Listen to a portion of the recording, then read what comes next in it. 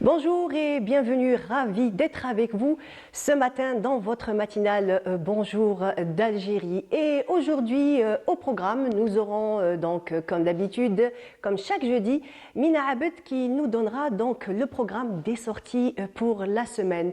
Nous resterons dans tout ce qui est art pour commencer puisque nous parlerons donc de la première exposition de photographie artistique. Donc le commissaire de l'exposition sera là pour nous donner plus de détails. Nous irons ensuite au 30e congrès de la Société algérienne de chirurgie orthopédique et traumatologique. Donc le docteur Ahmed sera là parmi nous. Donc il nous parlera de ce 30e congrès.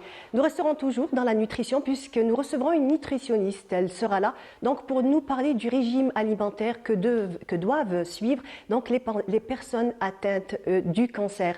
Nous irons ensuite vers Annaba puisque nous recevrons des personnes qui ont préparé un documentaire, un 52 minutes sur la troisième plus vieille mosquée d'Algérie. Ils viendront nous parler donc de ce documentaire et nous mettrons le cap vers Oran puisque nous parlerons du salon de l'enfance. Nous saurons tout sur ce salon. Voilà le programme pour ce matin et nous commençons bien entendu toujours comme chaque matin par la météo présentée par Mina Abed. Mina Abed, bonjour. Bonjour Mariam, bonjour à tous. Alors, quel temps il va faire aujourd'hui? Je pense qu'on va le découvrir tout de suite après le jingle. On y va.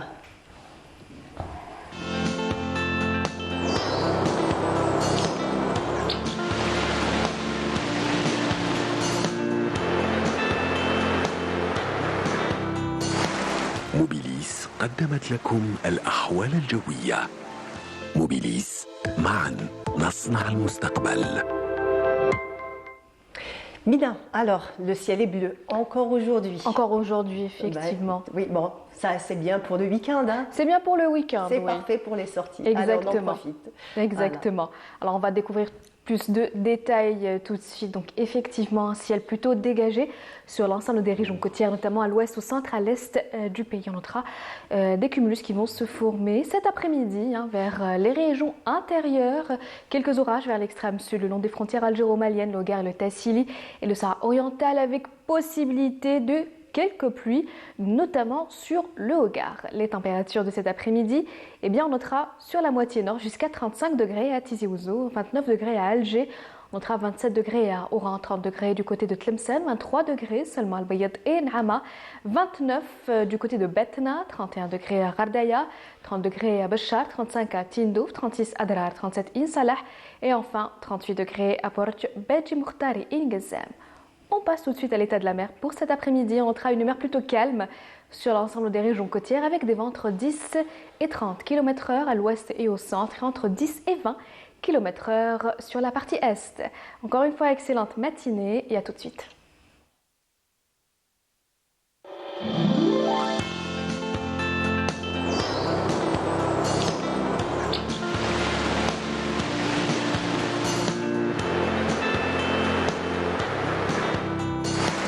موبيليس قدمت لكم الأحوال الجوية. موبيليس معا نصنع المستقبل. Merci Mina pour ce point météo. Merci. Mais on ne te laisse pas partir, hein. Tu restes encore là. Avec plaisir. Parce que tu as le programme de la semaine à nous donner. Tout à fait. Très bien. Mais bien entendu, pas avant d'avoir écouté une chanson Mademoiselle Algérie présentée par Shiban.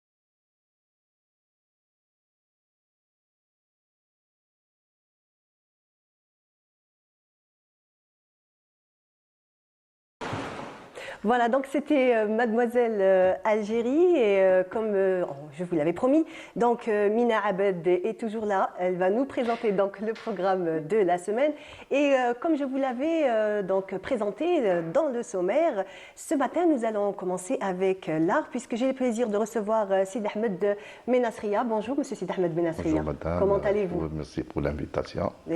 Donc tout plaisir. Et pour nous, vous êtes photographe et vous êtes aussi commissaire de l'exposition qui va démarrer donc le 15. Du premier salon, quand je suis photographe et je suis commissaire dans cette première édition d'une exposition collective nationale qui va parler un peu de plusieurs thèmes. Très bien. Donc vous nous donnerez beaucoup plus de détails dans un moment. Nous allons commencer donc avec Mina Abed. Tu nous donnes le programme? Oui. Allez, donc prenez note si vous avez envie de sortir ou d'aller quelque part, ça soit le week-end ou la semaine. Mina Abed est là pour tout nous dire. Il y a beaucoup de choses à faire. Il y a beaucoup de choses à faire. Donc c'est pour ça que j'ai dit de noter. Comment? C'est pour ça que j'ai dit de noter aux téléspectateurs. Ah oui, même moi je note. Les dates et les lieux. Oui, mais moi je note, donc autant noter, oui, effectivement. Voilà. Alors on commence comme d'habitude en musique avec plusieurs concerts pour ce week-end. Donc ça sera aujourd'hui, demain et samedi. Donc on commence avec ce soir un concert Chabé de Ben Saoud Redouane à partir de 21h au niveau de la place. Alors, au niveau de la place Mohamed Laouamar du côté de Louiba, donc ça sera à partir de 21h et un deuxième concert ce soir également. Mohamed Mahieddine, ça sera cette fois-ci à la place du 8 mai du côté de Oued Samad.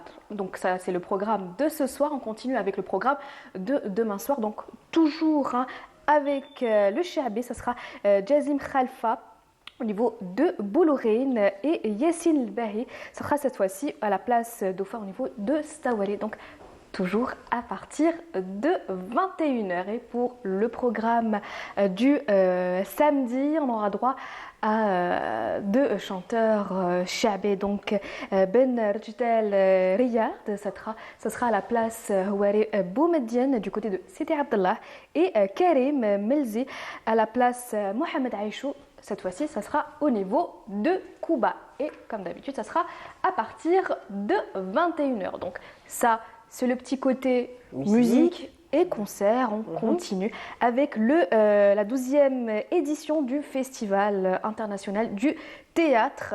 Ça va se passer à Béjaïa du 14 au 22 octobre et l'invité d'honneur, ça sera Cuba.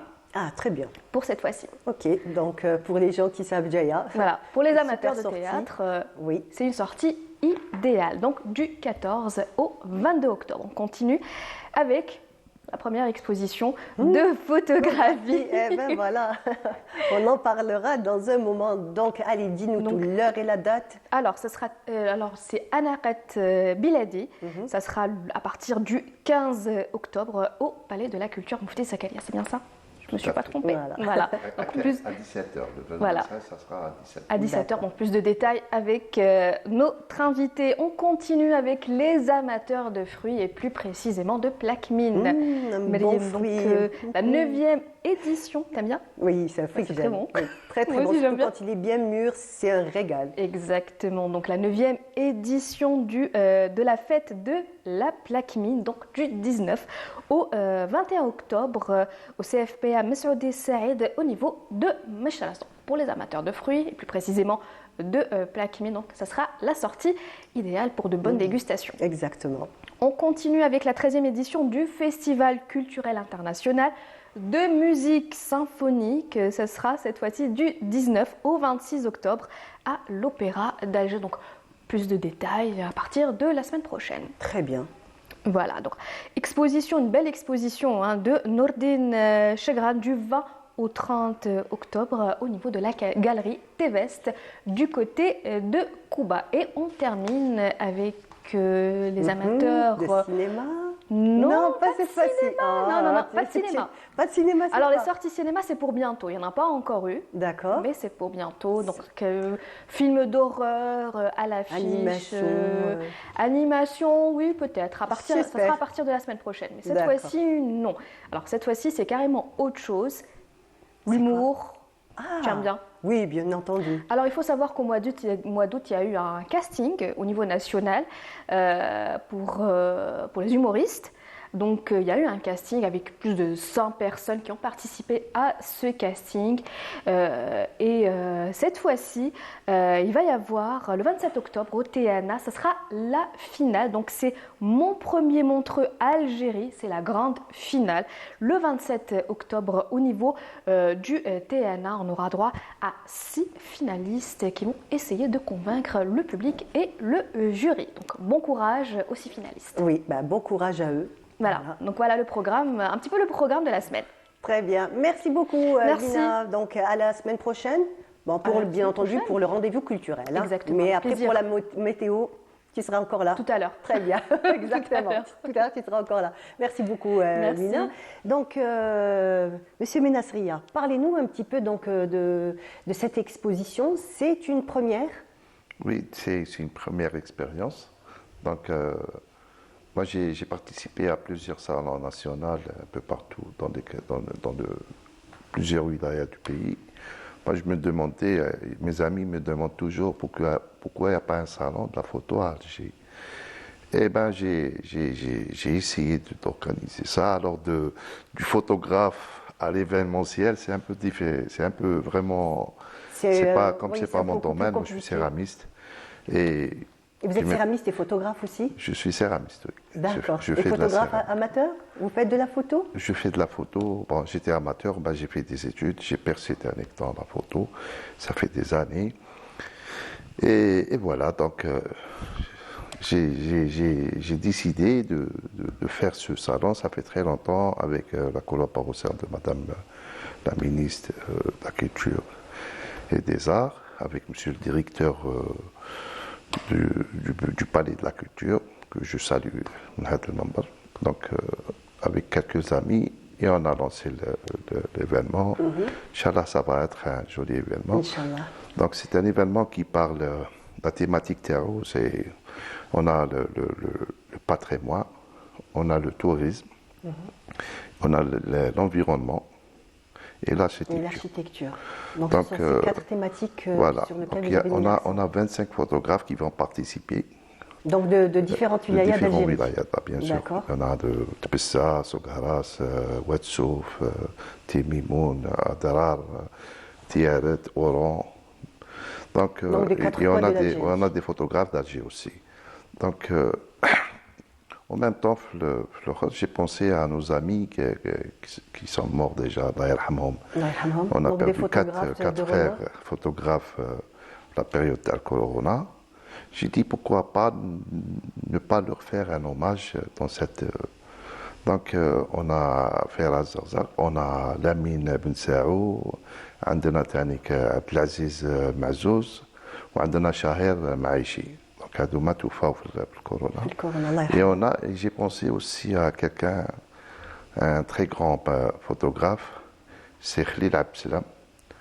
C'est le doyen Tana, donc il a sa galerie au numéro 2 d'Idouche Mourad. C'est quelqu'un qui a travaillé pendant toute sa vie sur la photo. Ses photos, c'est en noir et blanc. Il a sillonné l'Algérie de part en part. Il a les frontières de Mali, Mauritanie. Il a fait beaucoup du Sud. Comme il est natif du Sud, comme il est malade, Inch'Allah. Donc, voilà. Donc c'était quelqu'un de très accessible et qui. C'était quelqu'un de très accessible. Oui, la personne, Madame Khalil, à l'époque, quand j'étais jeune, quand je rentre à la galerie, il avait la plus belle galerie d'Ishtab. Donc c'est quelqu'un, il avait une galerie personnalisée, vraiment. C'était, quand on rentre dedans, on sent qu'on est reçu carrément. Le décor, les photos, la façon de parler, il était tellement calme, les petites lumières d'ambiance. Donc ça m'a vraiment impressionné. Comme moi, j'aimais la photo, donc à chaque fois, j'ai vu les photos terreau, je les vois. La connu, Nina. À chaque fois, je vois son travail. À chaque fois, j'ai d'autres idées sur la photo. Mais voilà. Voilà, donc c'est une belle occasion pour lui rendre hommage et un Mashallah, voilà. Voilà. Donc, combien de photographies par photographe? On a participé, chaque photographe participe avec 4 ou 5 photos. D'accord. Donc il va y avoir une centaine. Donc ils sont au nombre de 25, c'est 25 Voilà, photographes donc qui 25 participent. photographes. Normalement, c'est 5 photos. Et comme on a rempli carrément la salle Baya, on va essayer d'aller tu sais jusqu'à qu'elle est 5 grande, hein? photos. D'accord. Voilà, donc voilà. Je remercie beaucoup Tannick, le ministère de la Culture qui nous a aidés, le directeur du Palais de la Culture, et aussi on n'oublie pas Randa qui nous a financé. Donc vraiment, je suis vraiment pour une première. Inch'Allah, ça va. Donc c'est une exposition qui commence, qui va débuter le 15 et qui va s'étaler sur... Donc, comme les artistes vont venir de plusieurs wilayas, on va les recevoir samedi. Et dimanche, c'est le vernissage à 17h. Et voilà, il y aura le samedi, il y aura l'hommage.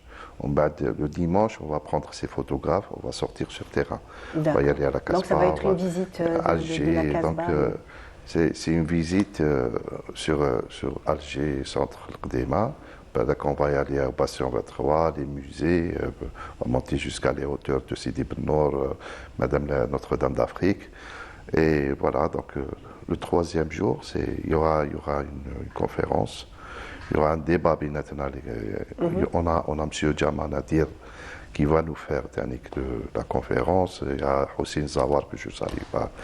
Il y aura plusieurs photographes. Il y aura même un membre de l'ONDA et pourquoi pas un membre du ministère de la Culture qui vont parler sur les problèmes les photographes. Et à partir de 13h, on va distribuer les attestations de participation pour les photographes. Très bien. Voilà, et on clôture. Donc, elle continuera l'exposition jusqu'au 23. L'exposition va continuer. Voilà, donc les photographes vont rentrer chez eux. Oui. Et l'exposition va continuer jusqu'au 23 octobre. Jusqu'au 23 octobre. Voilà. Très bien. Donc, parlez-nous un petit peu de l'ambiance, comment ça s'est passé.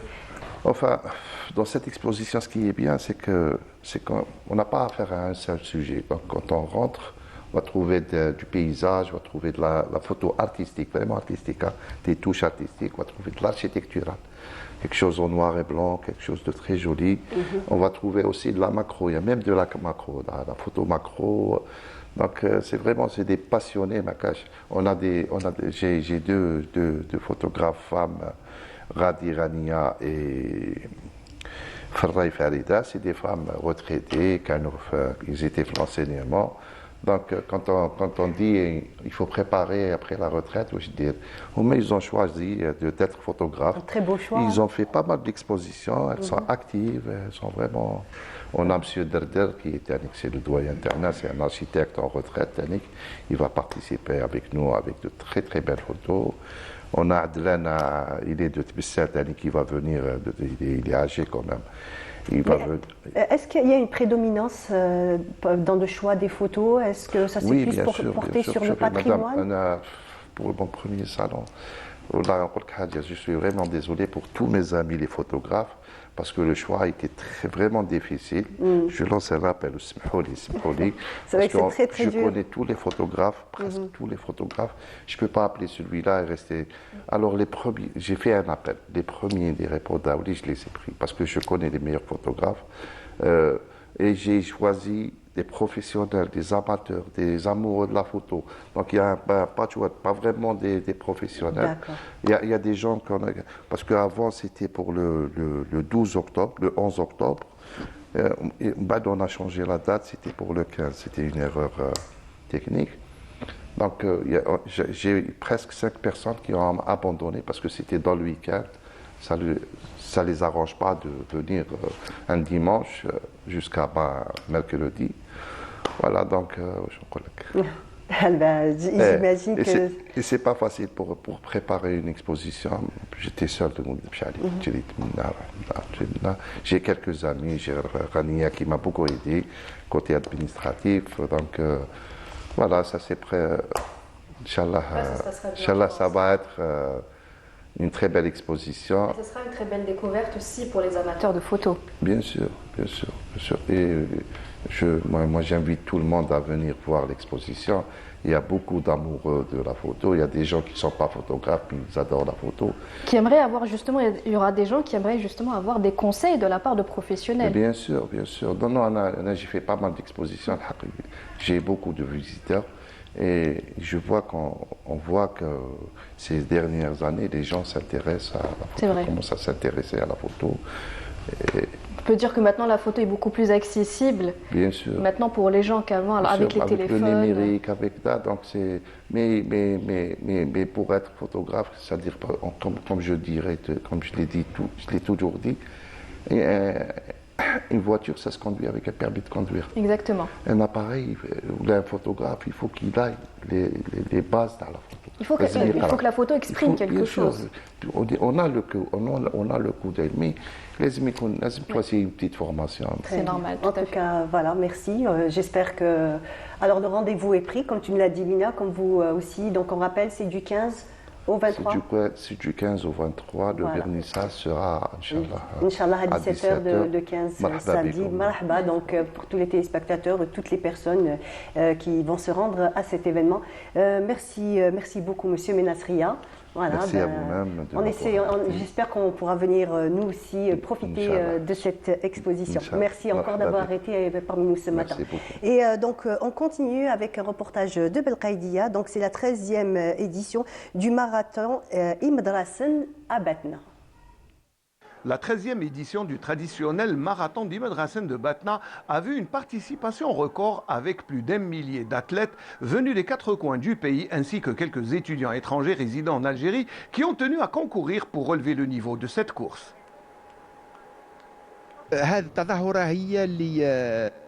Cette compétition est la plus populaire en Algérie puisque c'est le seul marathon en Algérie qui est ouvert à toutes les catégories d'âge, permettant ainsi à tous les athlètes de concourir. En 2010, il y a 13 ans, en lançant le marathon d'Imedrassen, nous voulions qu'il ait cette popularité et c'est tant mieux pour le succès grandissant chaque année. C'est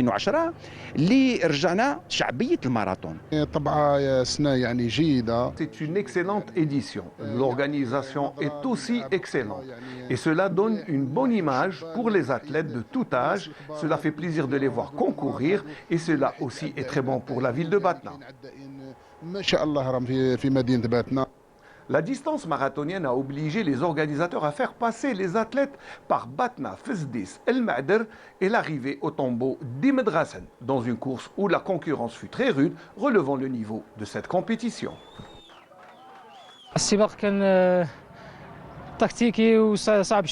La course fut très difficile et très tactique. On avait le vent contraire. Dieu merci, j'ai remporté la course avec brio.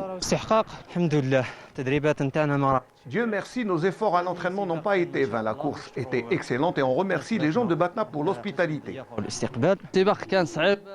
La course fut très difficile, mais la préparation et le soutien des camarades m'ont permis de terminer sur le podium. L'organisation a été parfaite, les points d'eau, la sécurité et en plus une belle concurrence. Merci beaucoup. Le rendez-vous batnéen du marathon d'Imedrassen est toujours l'occasion de faire la promotion touristique de la région qui possède des arguments naturels très solides à même de mettre en valeur la capitale des Aurès. Voilà, de retour sur notre plateau et comme je vous l'avais dit, j'ai le plaisir de recevoir ce matin Dr Mohamed Zemmouri. Ahmed Zemmouri, comment allez-vous? Bonjour madame. Bonjour, bienvenue. Merci à vous. Merci d'être avec nous ce matin. Donc nous allons parler du 30e congrès de la Société algérienne de chirurgie, donc orthopédique et traumatologique. Alors effectivement, moi je suis le président donc, de la Société algérienne de chirurgie orthopédique et traumatologique. Alors nous fêtons, cette année c'est une année un peu spéciale parce que nous fêtons nos 40 ans d'existence et nous allons donc faire notre 30e congrès international. Il faut dire que c'est l'événement phare pour l'ensemble de nos chirurgiens orthopédistes donc, nationaux. Et c'est un événement phare aussi pour la région donc, du Maghreb et de l'Afrique. C'est un congrès qui se classe un peu dans le top 5 des congrès d'orthopédie de par l'affluence de nos confrères et de par aussi le niveau scientifiques. Très bien. Donc, on peut déjà présenter un petit peu la société. Oui, très bien. Alors, il faut dire que c'est une société qui ne se suffit pas d'un congrès international. C'est vrai que c'est l'événement majeur de l'année, mais nous avons cette société 7 groupes de spécialités. Je vous cite l'exemple, par exemple, du groupe de chirurgie pédiatrique, le groupe de chirurgie de la main et du membre supérieur, le groupe de la chirurgie sous arthroscopie. Vous savez, toutes ces interventions qui se font au niveau des articulations, sans ouvrir donc l'articulation. Donc on fait des petits trous par lesquels on introduit des caméras et puis on peut donc régler pas mal de pathologies au niveau du genou, de la hanche, de l'épaule, etc. Et tous ces groupes-là ont une journée de formation pendant l'année. Donc ça vous fait 7 journées de formation. De plus, nous assurons donc chaque année 2 journées intercongrès au niveau de certaines villes où l'activité universitaire n'est pas très intense. Nous l'avons fait cette année à l'Oued et puis à Béjaïa. Et enfin, nous avons chaque 3 mois donc des cours et des cycles de conférences qui sont donc destinés aux résidents. Ce sont donc ces chirurgiens orthopédistes en phase de formation et aux jeunes chirurgiens. Donc vous voyez que nous avons comme une activité assez soutenue et assez dense pendant toute l'année. Ça demande du travail. Donc, Effectivement. Ouais. Donc, en plus de nombreux participants, donc vous êtes à 800. Alors en règle générale, c'est un congrès effectivement qui rassemble 800 à 800. Après, ça peut être un tout petit peu plus ou moins, mais la moyenne c'est 800 orthopédistes nationaux. Vous avez entre 20 et 25 orthopédistes internationaux qui émanent donc de différents pays. Nous sommes dans une politique de diversification, hein, n'est-ce pas? Nous avons par exemple pour cette année donc un chirurgien qui vient de l'Amérique du Nord, quelqu'un qui vient de l'Inde, de Jordanie, de France évidemment, de Belgique, d'Espagne, du Portugal aussi. Et donc vous voyez que c'est quand même donc des gens qui viennent d'un peu partout. Et ce sont des gens qui ont bien sûr une expertise sur une pathologie bien précise pour laquelle donc, nous voulons donc, que nous voulons développer donc, en Algérie. À côté de cela, évidemment, vous avez aussi des symposiums et des tables rondes avec des workshops qui s'organisent sur ces 3 jours de congrès. Donc c'est annuel, c'est au fil de toute l'année, vous avez donc des séminaires, des conférences.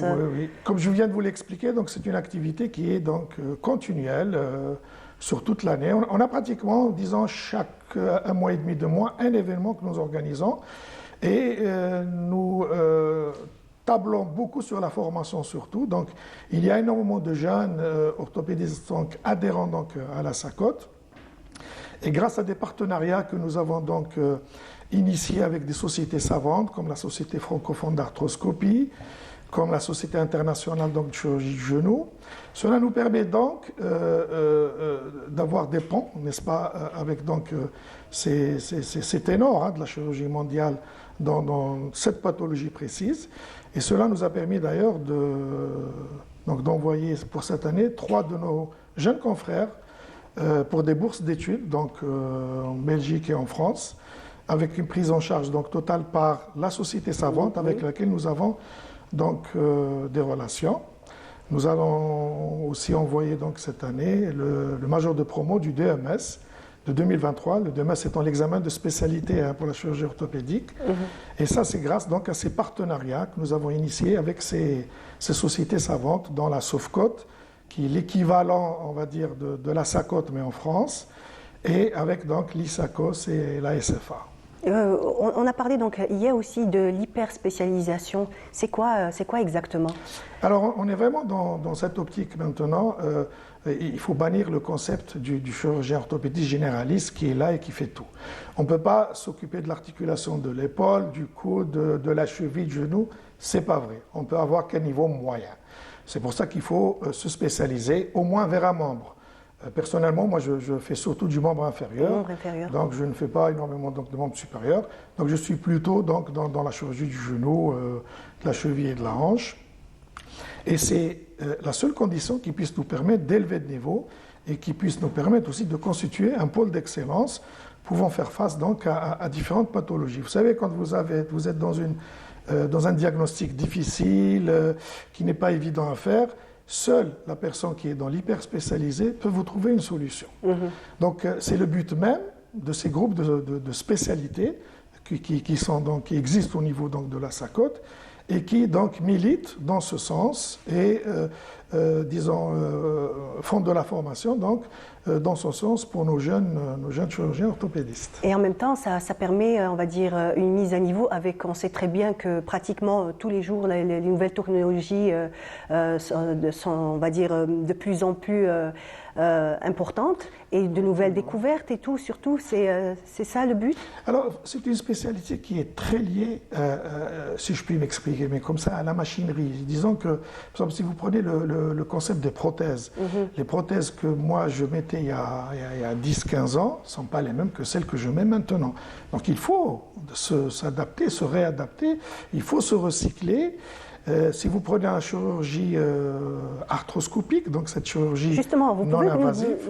nous expliquer un petit peu le concept d'arthroscopie? Alors écoutez, on a commencé à faire cela dans les années déjà 90 au niveau de l'hôpital de Duira, grâce à mes aînés donc, à l'époque.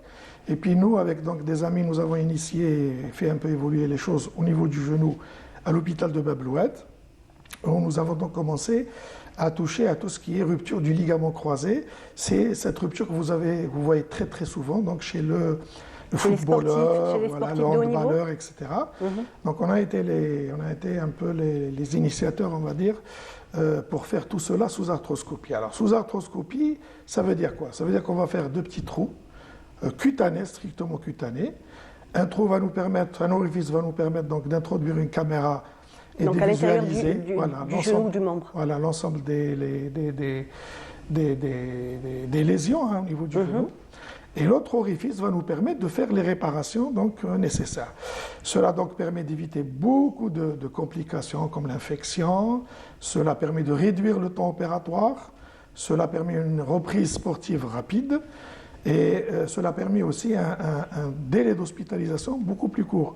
On peut même faire cela en ambulatoire, c'est-à-dire on opère le malade le matin et le soir il est chez lui.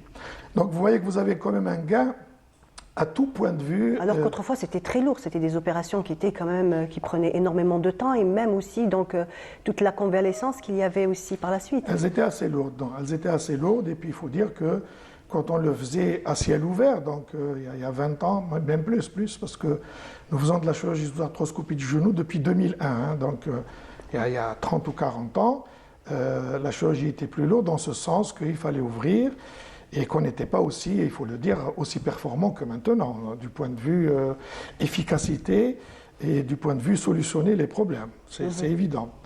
Et je voulais aussi rebondir sur la société pour dire que nous avons donc l'insigne honneur donc, pour 2024 d'être représentés donc, au niveau de la SOFCOT, qui est la Société française donc, de chirurgie orthopédique et traumatologique. C'est la première fois donc, que cette société invite donc, une nation, donc, en tous les cas maghrébine, et notamment l'Algérie. Et donc, l'Algérie va être nation invitée donc, à ce congrès. Et cela va nous permettre de confronter nos expériences. Nous allons organiser une table ronde, donc on va dire algéro-française, hein, n'est-ce pas? Et chaque groupe de spécialités dont je vous ai parlé, au sein de la SACOT, va donc faire donc, des travaux avec les groupes de spécialités français correspondants. C'est vraiment un défi pour nous, donc, afin de pouvoir représenter dignement donc, l'orthopédie algérienne, qui a une grande histoire, hein, il faut le dire. Très bien. Donc, on va revenir un petit peu donc, sur les dates phares donc, qui mettent en avant donc, ce congrès. Donc, il va se dérouler quand et jusqu'à quelle date? Alors, il commencera le 13 l'après-midi et se terminera donc le 14. Donc, nous avons le 13, le 14 et le 15 donc, octobre. Le congrès va se dérouler à l'hôtel Horaci. Et puis nous attendons donc évidemment une grande fréquentation comme à l'accoutumée. Hein. Donc pour ce congrès, nous sommes déjà à 820 inscrits si je ne me trompe pas.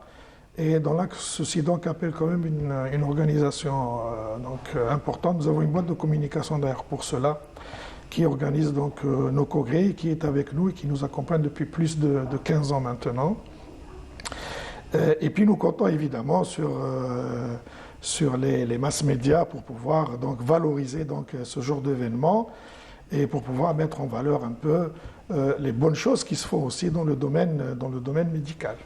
Donc franchement, la chirurgie, on va dire, de nos jours suit, on va dire, la pointe de toutes les technologies. Est-ce qu'on peut faire un petit peu le point sur, on va dire, sur l'évolution de la chirurgie? On va parler des genoux parce que quand même c'est une chirurgie qui revient le plus souvent puisque, comme on l'a dit, donc ce sont les athlètes. Pas uniquement les athlètes donc, qui souffrent donc, de problèmes de genoux, mais même aussi donc, les personnes âgées. Donc c'est réellement une solution.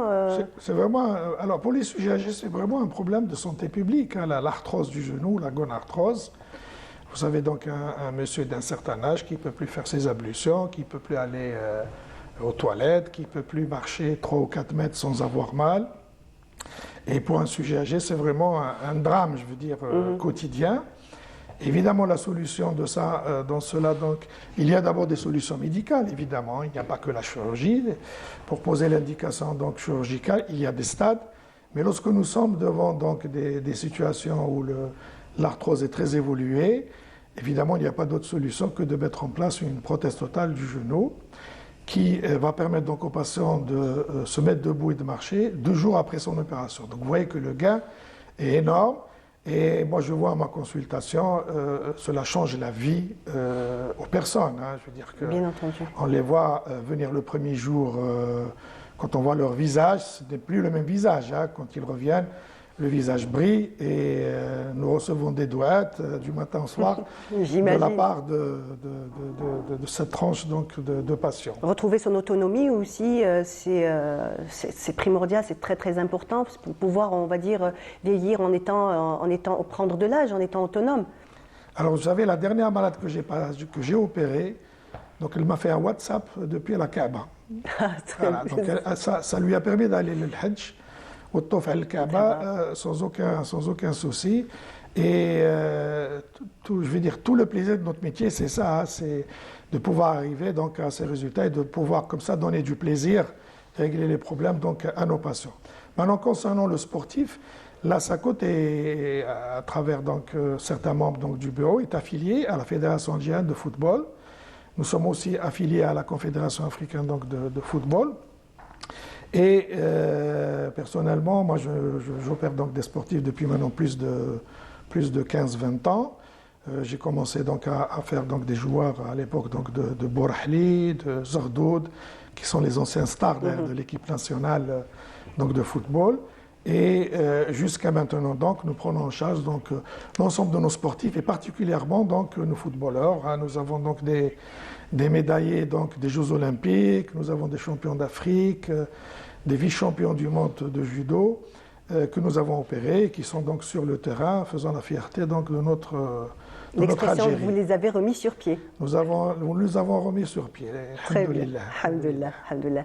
Merci beaucoup, donc, Monsieur Ahmed Zemouri. Donc, vous êtes docteur spécialiste donc en chirurgie traumatologique. En chirurgie orthopédique et traumatologique. Voilà, ouais. très bien. Donc, on rappelle juste les dates du congrès pour nos téléspectateurs. Le 13, 14 et 15, et surtout, soyez nombreux. Très bien. Donc, soyez nombreux. Merci beaucoup, docteur, d'avoir été là parmi nous ce matin. Et moi, je vous propose donc de regarder des images et on revient juste après.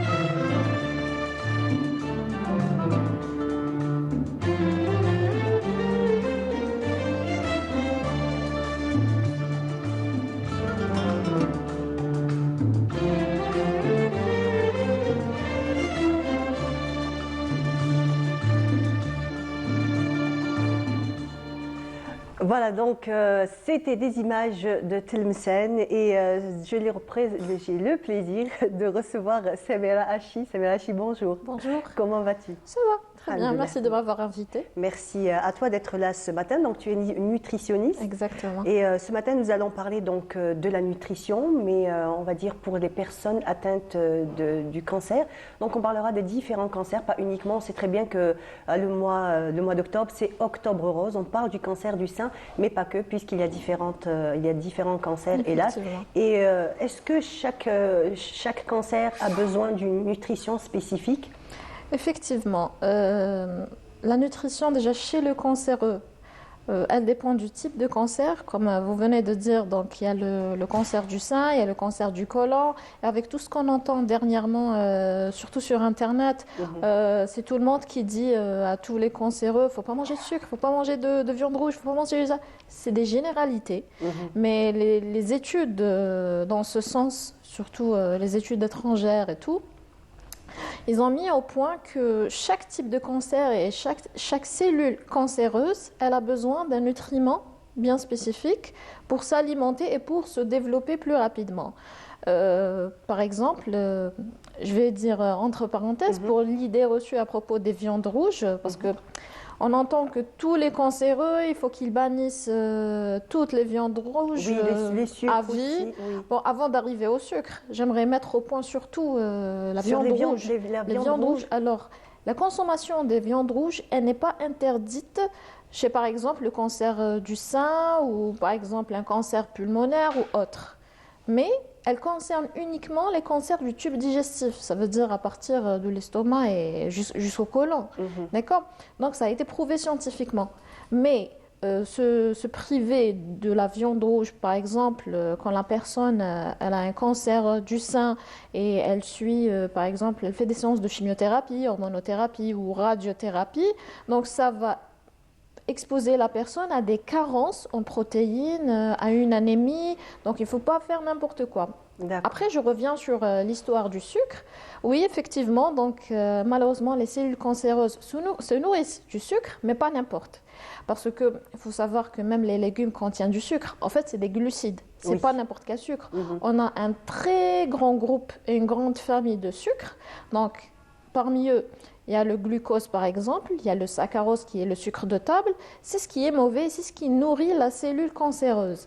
Mais par exemple, le fructose qu'on trouve dans tous les fruits, légumes, également, les légumes non, mais tous les fruits, et également le miel, ça ne nourrit pas la cellule cancéreuse, donc ce n'est pas interdit.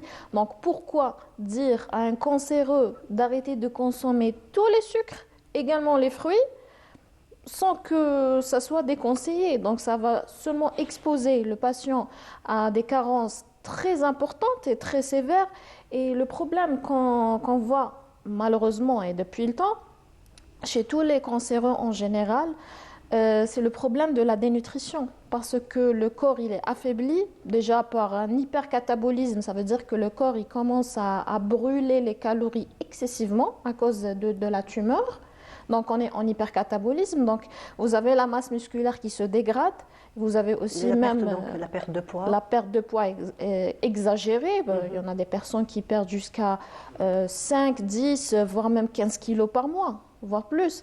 Après, vous avez l'effet de la chimiothérapie qui va encore affaiblir et à cause de la personne et à cause des effets secondaires comme par exemple une perte d'appétit, une modification du goût, l'amertume, un goût on va dire métallique dans la bouche, les aphtes, tout ça, ça fait que la personne elle se nourrit moins. Donc il y a une perte de poids. Rajoutons à cela des carences comme par exemple supprimer à tort les fruits, supprimer à tort des aliments qui ne sont pas interdits, franchement, ça va accélérer la dénutrition et ça ne va pas donner je dirais, un bon rendement et une bonne efficacité du traitement. D'où l'intérêt de toujours donc, aller vers des professionnels. Exactement, d'où l'intérêt de consulter un nutritionniste qui est spécialisé en nutrition clinique et en diététique, pour que le patient soit pris en charge selon son type de cancer d'abord et après selon ses paramètres. Ça veut dire ses bilans biologiques, scanners, etc. Voilà, donc absolument, il faut revenir à un avis médical, l'avis des spécialistes. Tout à fait. Et ne pas, on va dire, suivre tout ce qu'on peut entendre donc, sur les réseaux sociaux. Bien que des fois, ça peut être des expériences personnelles, mais ça ne peut pas s'appliquer à tout le monde. C'est ça que les personnes doivent comprendre. Exactement. Que chaque cas est unique. Exactement, parce que la science, elle ne repose pas sur des expériences, elle se repose sur des études, comme on dit, multifactorielles, des études transversales, des études randomisées surtout. Nous, déjà, en tant que professionnels et en tant que spécialistes, on ne prend pas n'importe quelle étude scientifique et on travaille avec. Ça doit être randomisé et approuvé. Ça veut dire qu'on ne considère pas le patient comme un cobaye. On doit être sûr des résultats. Donc, je reviens toujours sur le point de dire que la nutrition, elle est très importante et supprimer à tort des aliments comme par exemple, moi, on me pose souvent des questions, surtout mes patients, on me dit « Ah, j'ai entendu dire qu'il faut supprimer carrément les produits laitiers, les yaourts, les farineux comme par exemple même le pain complet, etc. » Pourquoi ? Pourquoi ? Il y en a d'autres, malheureusement, avec toute la publicité qu'on voit récemment, il y en a qui vont acheter des aliments qui ne sont même pas disponibles en Algérie. C'est des produits d'importation naturelle, ça veut dire que c'est toujours naturel, des fruits, etc., des légumes, qui ont eu une fausse publicité. Je vais dire que c'est bénéfique, ça guérit le cancer, alors que c'est faux, ça n'a pas de base scientifique. Ils achètent ça avec des prix exorbitants. Effectivement, oui. Exactement. Et ils laissent les fruits qu'on a ici et qui sont très bénéfiques pour la santé, qui vont vraiment, je dirais, améliorer et renforcer, soutenir leur immunité et leur santé. Donc nous, en tant que professionnels, et surtout en tant que nutritionniste, quand on reçoit un cancéreux, quel que soit le type de cancer, la première étape à faire, c'est de lutter contre la dénutrition. C'est la première étape primordiale, parce que c'est le problème de tous les cancéreux. Après, pour lutter contre la dénutrition, quand je dis ça, ça veut dire que lutter contre la dégradation rapide ou la destruction rapide de la masse musculaire, la perte de la masse musculaire. Après, en deuxième lieu, en deuxième étape, ça peut être en même temps, c'est voir les paramètres, par exemple s'il a une anémie, s'il a un autre problème concomitant, d'accord ? Donc on traite ça en même temps, rien qu'avec la nutrition. Bien sûr, il a son traitement médicamenteux, ça veut dire chimiothérapie ou radio, ça dépend ce que l'oncologue a prescrit. Mais l'alimentation, c'est vraiment la base. Et après, j'aimerais parler un point important qu'on ne nous cite pas trop. En fait, tous les types de cancers adorent le milieu acide dans notre corps. Je m'explique. En fait, on a tous été des scientifiques à certains moments de notre vie, aux écoles, quand on était au lycée, etc. Donc, notre corps, il y a les acides et il y a les bases. D'accord ? Ça dépend du degré de l'acidité du corps ou même de l'aliment. Ceci dit qu'il y a des aliments qui sont acidifiants, je dis bien acidifiants, pas acides, et il y a des aliments qui sont alcalinisants. Comme exemple, vous avez par exemple le citron. Si je vous demande, vous me dites... on va dire acidifiant. Allez. Acidifiant parce qu'il est acide. Alors non, c'est un aliment acide mais qui est alcalinisant. Ça veut dire qu'il améliore le taux d'acidité dans le corps. Le taux d'acidité, mais améliore, ça veut dire que le corps il devient plus alcalin. Donc c'est bénéfique pour le corps. Il y a d'autres aliments qui sont alcalins, mais qui sont acidifiants pour le corps. Donc ils aggravent l'acidité. En fait, c'est un petit peu des faux amis. Hein. Exactement. Voilà. Donc je cite comme exemple, vous avez les viandes, surtout les viandes rouges, les viandes blanches, etc. Ils sont très acides. Ils ont un effet très acidifiant. Ceci ne veut pas dire qu'on doit les bannir. Non, mais on doit manger avec modération. Toujours, on revient sur la modération. Il n'y a pas que ça. De toute façon, pratiquement tous les aliments, presque tous, doivent être mangés, consommés avec modération. Bien sûr. Mais après, le piège dans lequel la plupart tombent, c'est de limiter la consommation des produits acidifiants, comme par exemple les viandes, les produits laitiers. Vous avez par exemple le pain, les farines blanches. C'est acidifiant. C'est acidifiant. Donc, si vous mangez que des farineux, que beaucoup de graisses saturées, beaucoup de, je vais dire, le pain blanc, etc.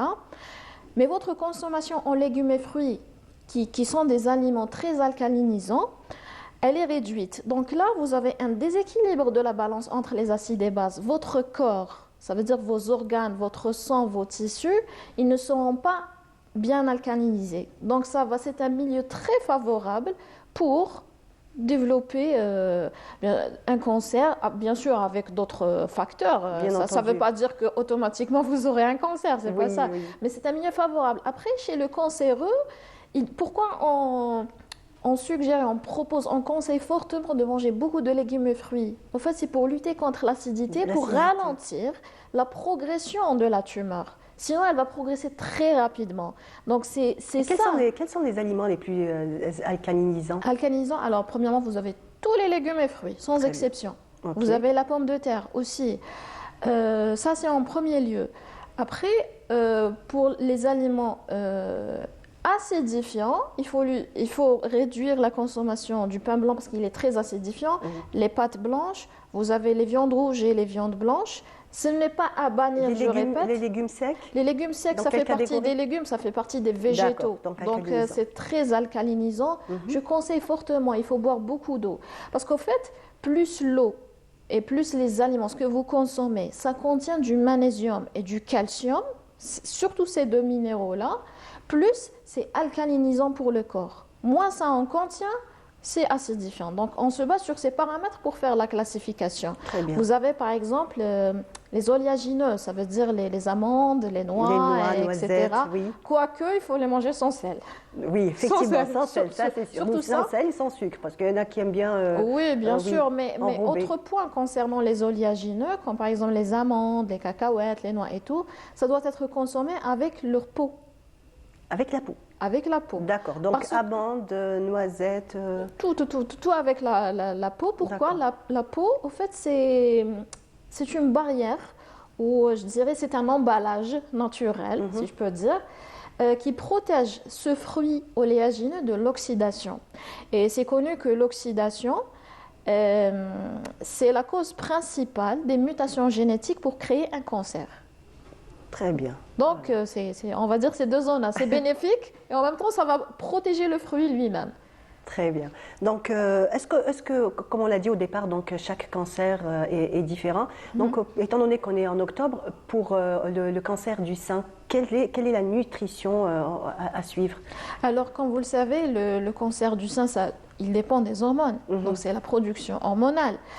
Alors, justement, j'aimerais corriger, je vais dire, une fausse idée reçue concernant les graines. Donc, les graines de chia, les graines de lin, qui contiennent des phytoœstrogènes, soja, etc. Parce que ça, à certains moments, il y avait une idée qui circule que voilà, toute personne qui est prédisposée ou qui a un cancer du sein, c'est interdit de consommer ces graines. Alors non, c'est faux.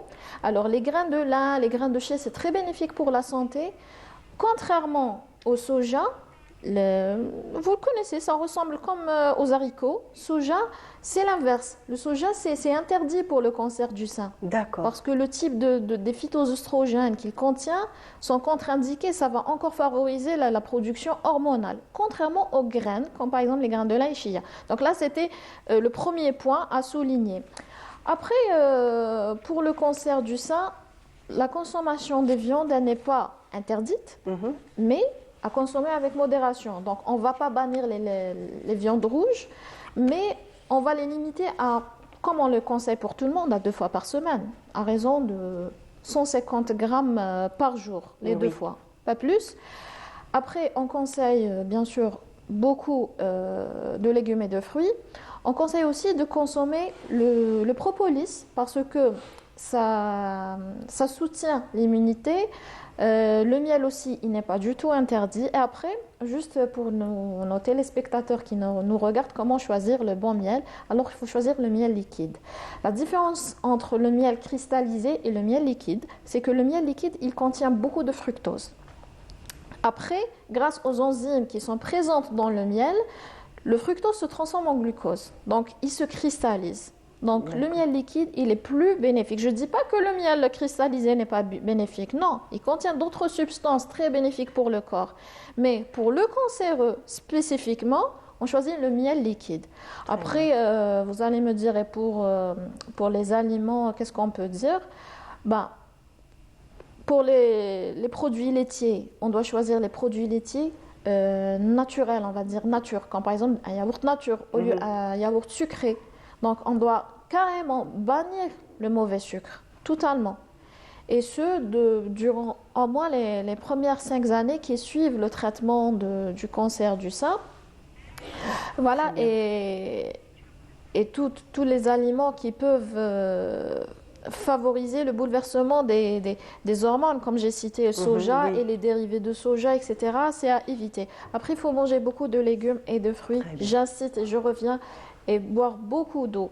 Et puis, même l'OMS, l'Organisation mondiale de la santé, ça depuis plusieurs années, ils ont montré que l'activité physique, elle réduit l'incidence du cancer du sein, tout type de cancer du sein. Donc il faut marcher, il faut être actif. Très bien, donc actif, avoir une alimentation saine et favoriser donc fruits et légumes et boire beaucoup.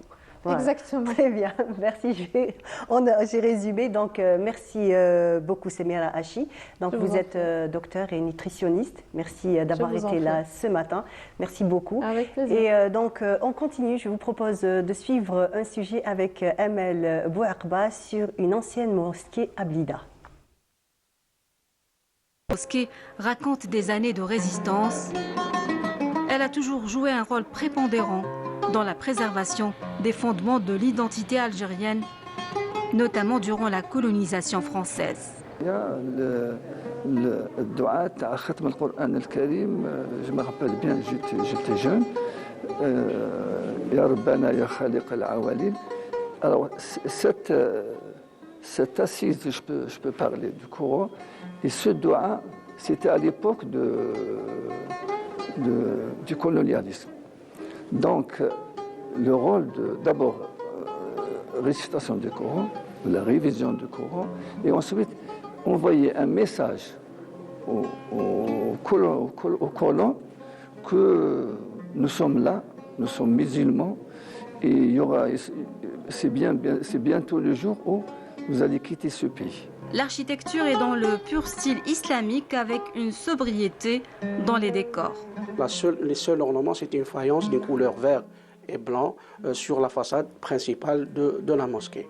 La spécificité de cette mosquée par rapport aux mosquées qui se trouvent au niveau de Blida, qui sont plus de 600 mosquées, son minaret, qui a une longueur de 35 mètres de hauteur, dont sa forme elle est orthogonale par rapport à la forme carrée de celle de Ben Sadoun ou d'autres mosquées. Les matériaux utilisés, c'est le lion, c'est à base de mortier, c'est à base de terre et de shit. Malgré son importance historique, ce lieu de culte n'a pas bénéficié de la restauration qu'il mérite. Tous les travaux, malheureusement, je le dis, tous les travaux qui ont été faits dans le sens de la réhabilitation n'ont pas respecté l'architecture initiale et de préserver ces mosquées comme une originalité. On ne cesse de proclamer, de faire de ces mosquées une classification nationale, et heureusement que même la direction de la culture au niveau de Blida, ils ont déposé des dossiers, etc. La mosquée Al-Hanafi, qui raconte près de 300 siècles d'histoire, mérite certainement plus d'attention à travers une classification nationale pour perpétuer cet héritage culturel de la ville des Roses.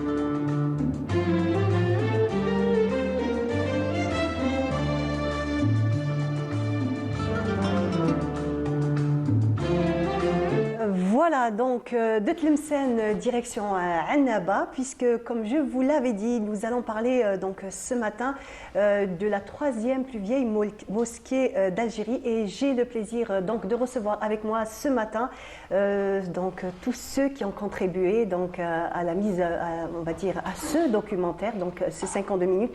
Je vais commencer au Noroda, donc Khadija Boufenara. Donc Khadija Boufenara, bonjour, merci d'être là. Donc vous êtes architecte et professeur à l'université Badji Mourta à Annaba. Tout à fait. Voilà, merci et ravi que vous soyez parmi nous ce matin. Merci pour l'accueil. Et Aïchek. Donc nous avons aussi Abdelrahim Merrah, donc vous êtes donc le réalisateur de ce documentaire. Exactement. Oui. Voilà. Et nous avons aussi donc Mohamed Nadir Chilali. Voilà, Mohamed Nadir Chilali. Donc vous êtes le concepteur de ce documentaire. Parlez-nous un petit peu comment vous est venue l'idée et pourquoi spécialement donc la mosquée de Sidi Boumarwan. Alors, le documentaire, c'est notre deuxième documentaire. On avait fait déjà un documentaire Torba al-Hamra qui parle de l'histoire de la poterie et une des plus anciennes familles qui exercent cet artisanat. À Annaba, dans la région d'Annaba, oui. Et une fois terminé Torba al-Hamra, on a pensé à réaliser un autre travail qui ne ressemble pas à Torba al-Hamra. D'accord, donc vous avez, on va dire, légèrement changé le cap, pas trop. Parce que vous êtes toujours dans tout ce qui est patrimoine. Oui, on est resté dans le patrimoine, mais la conception du documentaire a été changée. Parce qu'on a travaillé avec Madame Boufenara, avec Monsieur Bentrad, c'est des profs à l'université de Annaba. Alors on s'est basé un petit peu sur le côté académique, tout ce qui est architecture et urbanisme dans la ville de Annaba. On a parlé aussi de l'histoire de la mosquée et ses particularités, comme elle est considérée la troisième mosquée, la plus ancienne mosquée, troisième plus ancienne mosquée en Algérie, après celle de Mila et de Sidi Orba. De Sidi Orba, donc elle a été bâtie en 1033. En 1033. Donc vous avez fait toute une thèse, Madame Boufenara? Non, une partie de la thèse a été. J'ai travaillé sur le génie militaire français, donc et la mosquée a été l'un des premiers bâtiments à avoir été occupé par ces Français et transformé, et beaucoup transformé. Donc elle a été aussi le siège de beaucoup de découvertes, de travaux français, notamment Maillot y a travaillé, Lavant y a travaillé, beaucoup de découvertes. Donc c'est quand même un endroit un petit peu emblématique. Il a commencé par être militaire. Réellement chargé d'histoire. Tout à fait. Et c'est presque 1000 ans d'histoire. Oui, parce que la mosquée elle-même est bâtie sur un ribat qui est lui-même un bâtiment militaire. Donc militaro-religieux. Donc religion, revenir aux militaires. Et pour terminer encore une fois en mosquée. En mosquée, après avoir été aussi un hôpital. Oui. Voilà, donc vraiment plusieurs vies à cette mosquée exceptionnelle. Donc vous êtes surtout occupé du volet architecture. Oui, d'accord. C'est quand même très très intéressant. Il y a plus de 50 mètres, je dirais, de hauteur par rapport au niveau de la mer. Elle a commencé, le ribat a commencé au niveau de la mer, il se termine en haut de la colline Fozala et beaucoup de choses restent à découvrir parce que une partie de ce ribat a été détruite par l'explosion du navire et donc il y a beaucoup de choses, même si elle a été réhabilitée, elle a subi beaucoup de dommages, mais elle cache beaucoup aussi de trésors. Des trésors donc, auxquels vous vous êtes intéressé. Donc, ça a été, j'imagine, des heures de passion, des heures de recherche, Monsieur Chilali? Oui, alors c'est 9 mois de travail. Et c'était avant les 9 mois, il y avait beaucoup de recherches, beaucoup de séances de travail. On a fouiné dans l'histoire En plus, 1000 ans d'histoire, c'est énorme, pratiquement dans quelques années. Plus de 1000 ans d'histoire, parce qu'on parle... 13 siècles. 13 siècles. Si on parle du ribat, il a été construit dans le 9e siècle. Très bien. Et après le ribat, il y a eu la mosquée. Mais avant l'arrivée des musulmans, on parle de la ville d'Aphrodisium qui existait dans le site, dans la colline de Fouzala. On a eu aussi un témoignage d'un archéologue, de M. Ammar Nouara, qui était avec nous dans ce travail. Et alors, on a parlé de l'histoire du site, de la ville et de la mosquée, et les transformations qu'a subi la mosquée et la ville aussi. Donc, puisque toute la ville de Annaba a commencé à être bâtie autour de cette mosquée. De cette mosquée qui a été construite en l'an 1033 par Abu Layth al-Nayari. Et il y a un dicton à Annaba, اللي نقولوه اليوم يقولوا البنية بنية بالليت والشنعة البو مروان. Alors, qui veut dire que Abu Layth, c'est lui le créateur de la mosquée, c'est lui qui a construit la mosquée, mais la mosquée a pris le nom de Sidi Bou Marwan al-Sharif, le premier cheikh de la mosquée, et c'est pour ça qu'on dit le Benya Benyet Bellayt ou Shan al-Bou Marwan, le nom qu'a eu la mosquée, c'est le nom de Bou Marwan. Très bien. Donc moi, ce que je vous propose, c'est déjà de découvrir quelques extraits de votre documentaire. Oui. Comme ça, nos téléspectateurs vont pouvoir apprécier et avoir un avant-goût. On regarde.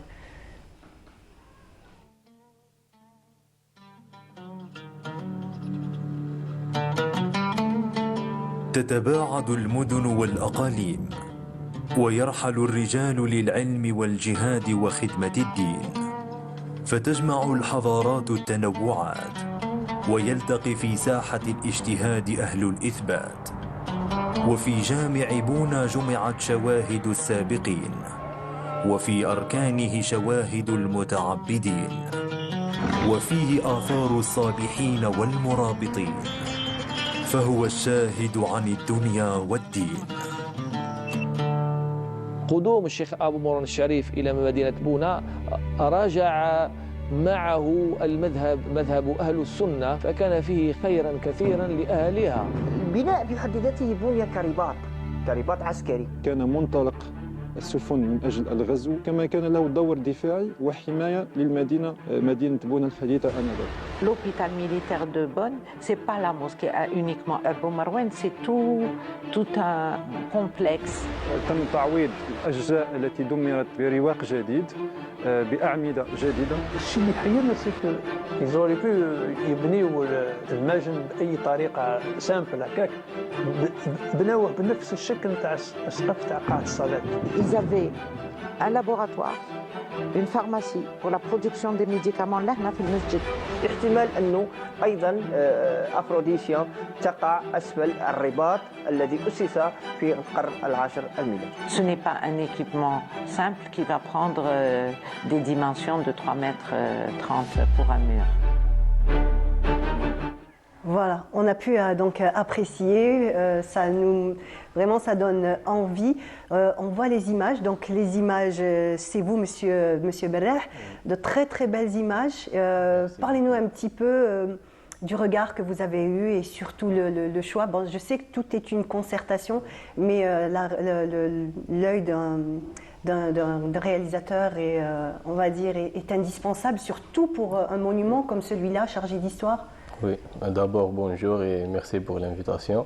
Bon, pour ce film, الشيء اللي حبيت نبازي عليه هو الجامع، تلما دخلت عليه دي ترانسفورماسيون ياسر، حبيت نرجع ليماج تاعو كيفاش كان قبل لي ترانسفورماسيون هذه، سورتو كي كان يكزيستي الرباط قبل مع الجامع، درك الرباط مابقاش يكزيستي.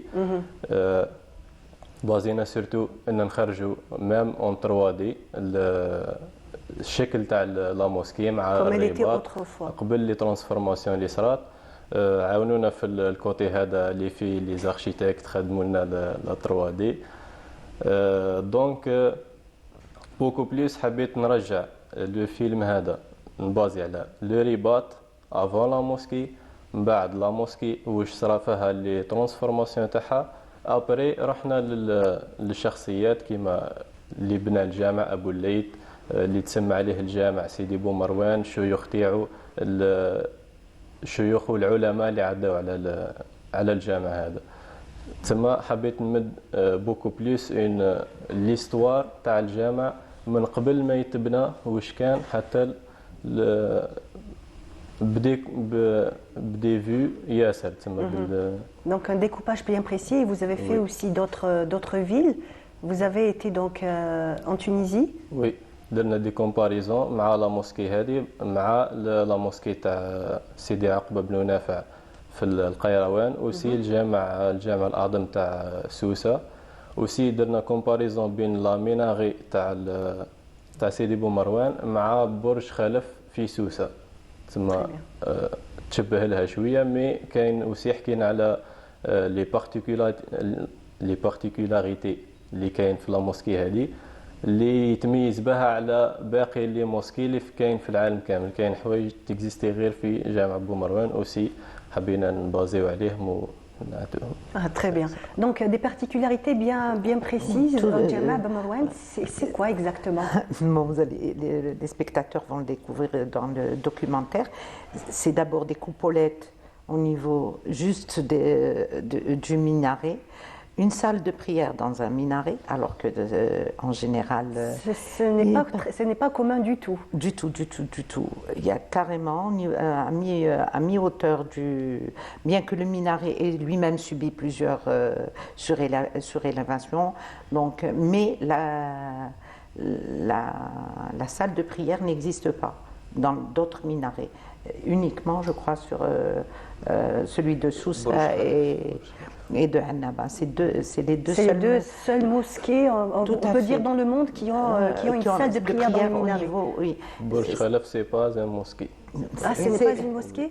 C'est une qasba, c'est une citadelle. D'accord, très bien. Qui a un minaret. Alors, mais la mosquée d'Abou Marouane, c'est une mosquée qui a un minaret où on trouve une salle de prière, contrairement à celui de Sousa. D'accord. Et puis même les fenêtres qui existent au niveau des minarets sont en forme de meurtrière. D'où on a encore ce côté militaire. D'accord, très bien. Donc au fur et à mesure, donc, quand on avance, quand vous avez commencé dans la conception du documentaire, j'imagine que vous vous êtes penché sur les matériaux de construction de l'époque. Tout à fait. C'était important donc déjà de revenir sur ces matériaux. Surtout sur les formes, les structures utilisées. Nous sommes musulmans, nous n'avons pas le culte de la pierre. Je dirais, on n'est pas très... Donc, on est dans le système de réutilisation des matériaux.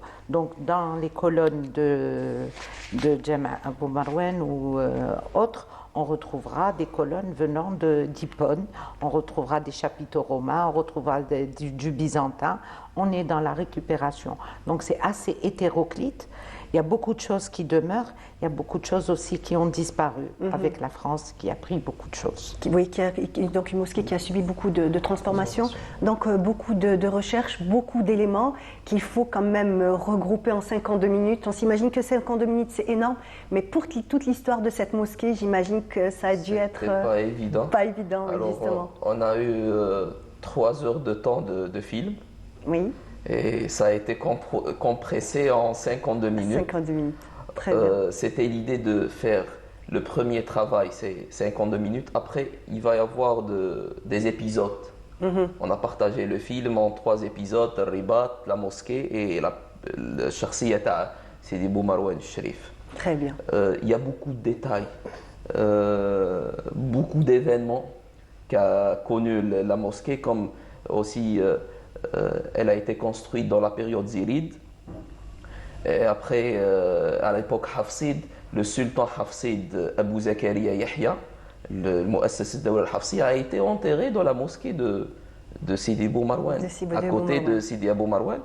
Après, sa tombe a été transférée à Constantine, al-Qasba de Constantine. La personnalité de Sidi Boumarouane Sharif est une personnalité très importante dans notre religion, parce que c'est un des premiers اللي شرح موطأ الإمام مالك. C'est un Andalou, il est venu s'installer à Annaba. Avant, il est passé par Trablus, le Qayrawan, et à Trablus, il a connu Sheikh Daoudi, Abu Ja'far Daoudi Tilimsani, Dafin Tilimsan, هو الشيخ تاعو. Alors, Sheikh Daoudi, من الأولين اللي شرحوا موطأ الإمام مالك وصحيح البخاري. Mais les écrits تاع الشيخ داودي راحوا.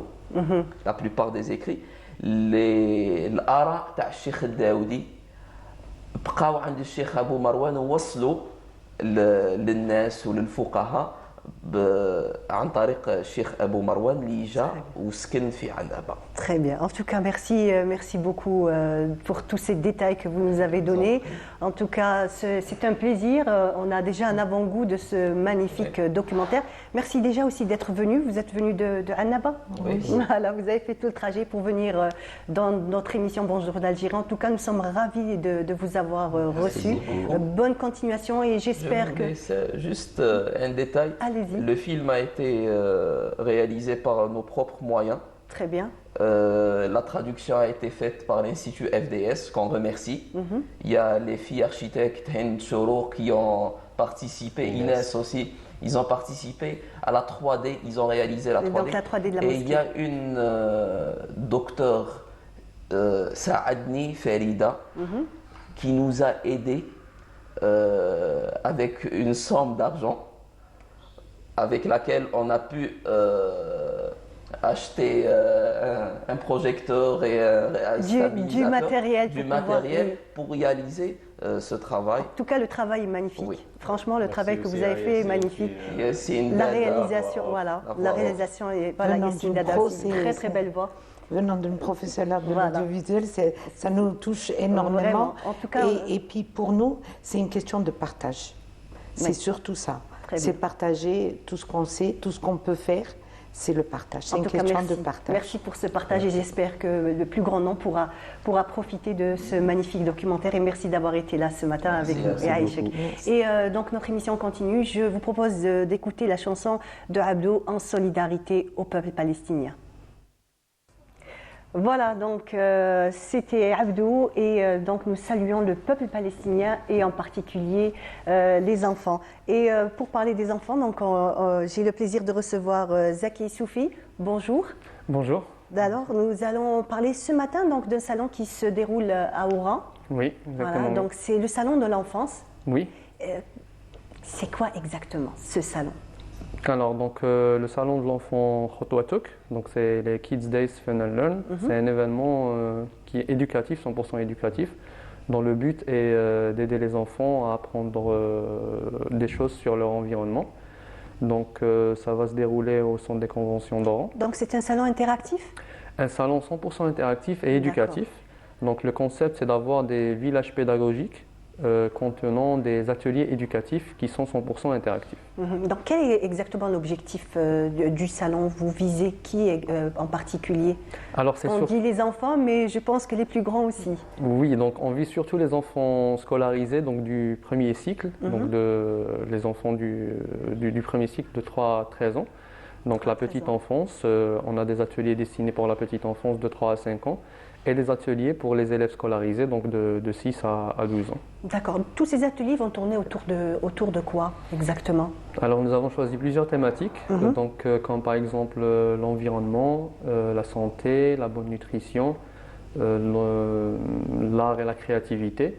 Aussi, nous avons un atelier, un village plutôt des futurs métiers, où on va initier les enfants à différentes professions. Ça, c'est bien. Donc, un village pour les futurs métiers, c'est ça? Exactement. Très bien. Donc, histoire de donner une idée aux enfants, parce que c'est vrai que quand ils sont petits, quand on leur dit qu'est-ce que vous voulez être, c'est assez compliqué. Donc, déjà, on va dire, pour éveiller un petit peu leur sens vers des choses qui leur parlent. Exactement, oui. C'est tout à fait ça le but. C'est l'idée de les immerser dans un concept, dans une profession, avec des vrais professionnels qui seront présents dans l'événement, et d'essayer de titiller un petit peu leur curiosité, de les emmener vers des horizons qu'ils ne connaissent pas encore, Donc nous aurons des ateliers sur la profession de médecin, sur les métiers du bâtiment, sur la profession de journaliste aussi. Très bien. Des pompiers peut-être? Des pompiers Les petits garçons aussi, rêvent d'être pompiers aussi. Oui, il y aura aussi un atelier sur les pompiers aussi. Et le but justement, c'est de leur mettre des rêves plein la tête, de leur donner plein d'idées qui peuvent